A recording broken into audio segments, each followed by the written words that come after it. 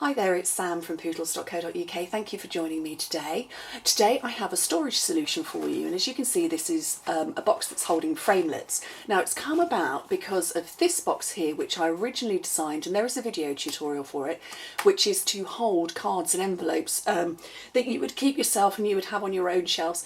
And a friend of mine, a lovely demo over in America, Jackie, she posted a picture of her version and she'd popped her embossing folders in it, and I just thought, oh, genius. So the original box is the perfect size for holding cards and envelopes or framelits, not framelits at all, embossing folders. It's perfect for those.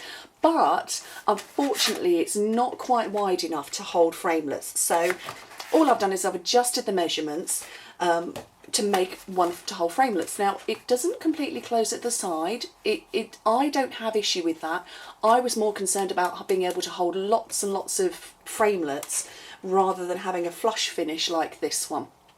So if you don't have a problem with it, I don't have a problem with it, but I'm going to show you how to make it, and it literally uses one piece of cardstock. Now metric cardstock is basically it's 8 1/4 by 11 3/4, and I know in the US your cardstock is 8 1/2 by 11, so make it slightly narrower, but don't worry about the fact that your cardstock is going to be only 11 inches compared to our 11 3/4. That's not a big deal. All it will mean is that your side is very slightly shorter by 3/4 of an inch. But like I say, it's not a big deal.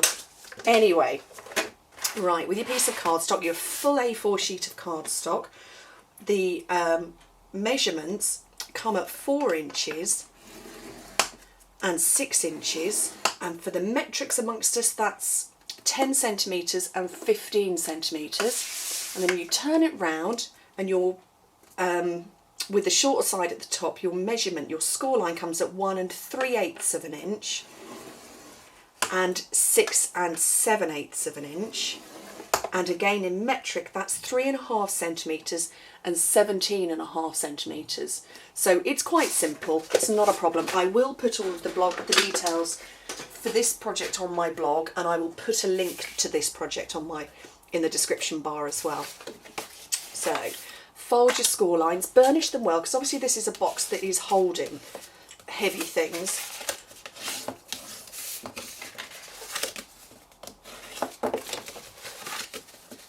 And my original box, this one here is Raspberry Ripple, and that's the birthday basics paper there.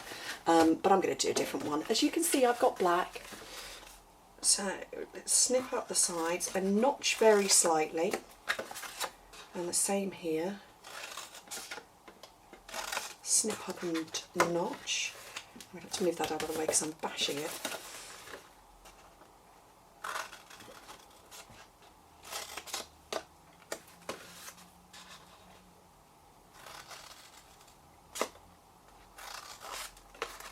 There we go, right. And obviously there's one side that is shorter than the other. That's going to be the front, and that's going to wrap round. But the trick is here is to get it all lined up, and you need to line the back up first. So these bits, it's going to fold up like that, okay? It's going to fold up like that. So you need to do this with the bottom of the box sitting on your worktop.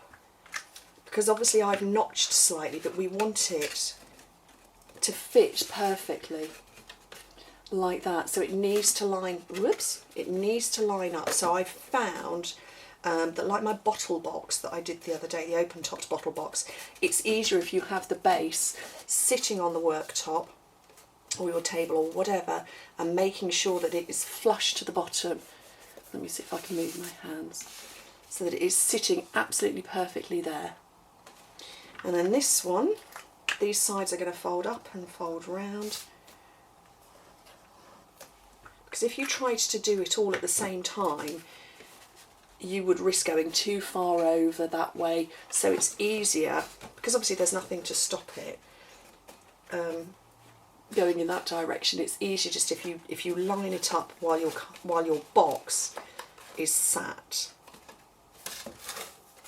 and then you'll know that you're not You're not going too far, you're not gluing too far, your cardstock sides aren't going to be wibbly or anything like that. And wibbly is a technical term. Well, it is in my house anyway.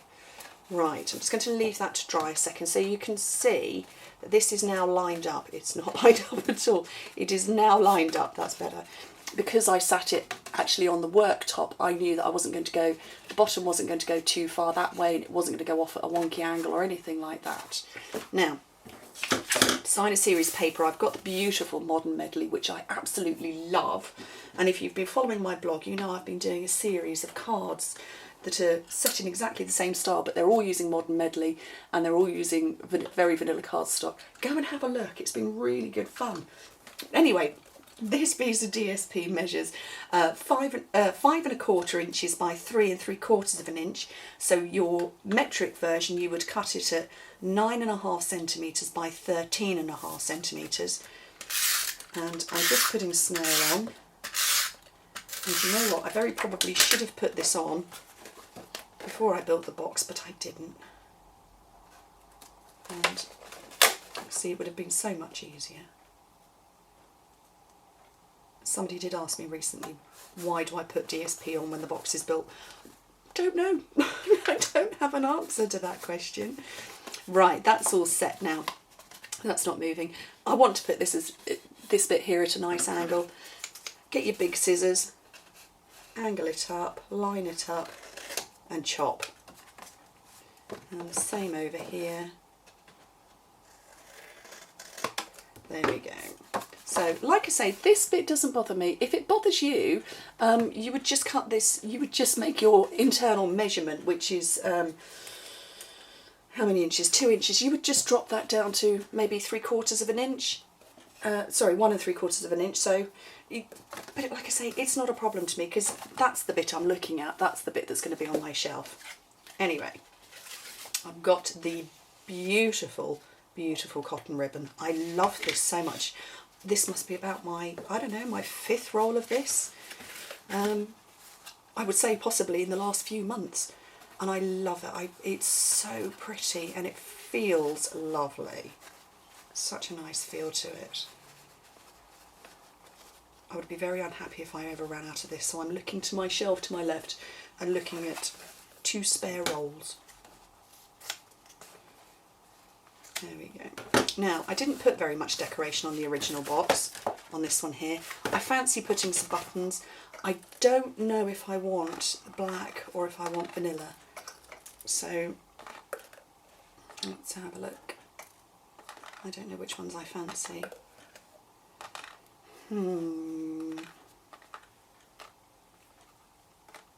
Let's have a play about.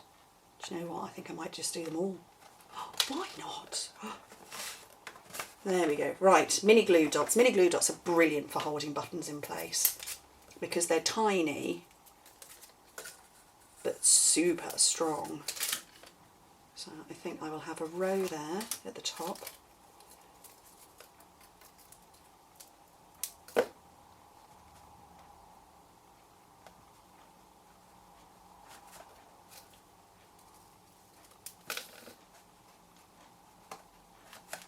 Shall we have a row at the bottom? Yeah, why not? Have a row at the bottom as well. Let me just, whoops. Oh, my holes are all going to go in the wrong directions. Oh no, it doesn't matter.